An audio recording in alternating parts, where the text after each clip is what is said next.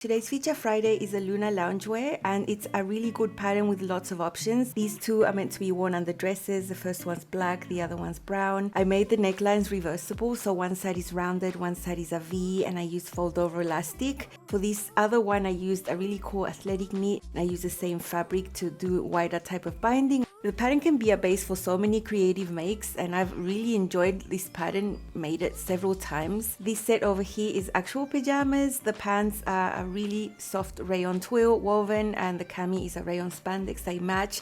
I can't tell you how much I've used this set. It's so soft and so nice, really comfortable for lounging and sleeping. This houndstooth dress, also an athletic knit. For this one I used a different binding technique as well. I've just had a lot of fun with it. I have videos for all of these makes and all of these techniques. And this cami has a lace overlay V neckline, and then the lace sort of gives it a square neckline finish right there. I think this one's really cool and really unique. Making these means I get superior quality of materials, and also the fit is improved as well compared to what I could buy. And then the seventh one I have here is the most basic one of all. I've worn it a lot as well, and it's just using grey athletic knit, and it's been a great base to wear underneath clothing.